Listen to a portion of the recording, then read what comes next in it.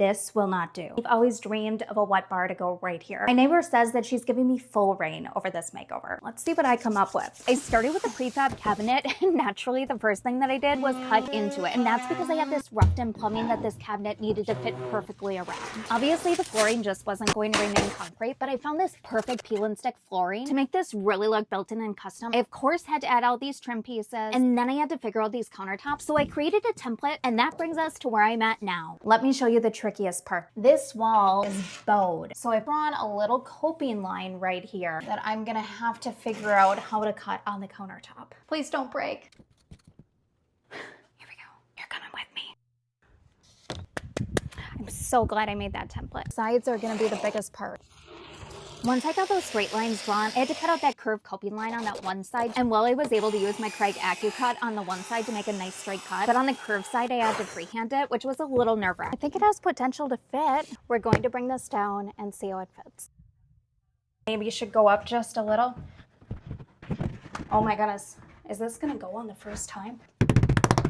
Oh, it's gonna go. Look at that! Did I just nail it on the first try? Oh my goodness, thank you, Poppy. It makes a huge difference, doesn't it? That's crazy, you got it in one cut. I know, I can't believe it. That's skill. insane. I've never done it in like one cut. So now I'm going to tape this all up so that I can write over it and figure out exactly where my sink is going to go.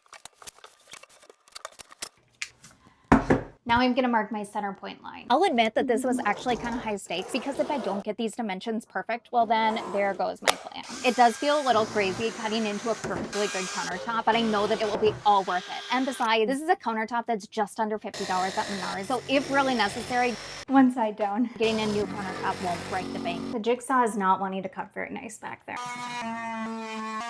I was able to cut with the multi-tool enough so that I could finish it off with my jigsaw. Now we have the last side. This is gonna be so satisfying. I also had to do a little bit of cleanup, and this little handheld shark back ended up being the MVP. The DIY gods must have been on my side because what do you mean I got both the countertop and sink puddles right on the first try? It looks awesome, but now I gotta take this out because I have to caulk all around and then I'll put it in. There's only one way to do it when you don't have scissors. Works so good. Now you've probably noticed that this sink doesn't look just like an ordinary sink. And that's because it's hiding something really cool on the other side of it. I just got the sink in. Wow, that looks so good. Let me know what you think is on the other side of the sink. But next the plumber is coming out and I'm starting on this peel and stick backsplash, so follow along.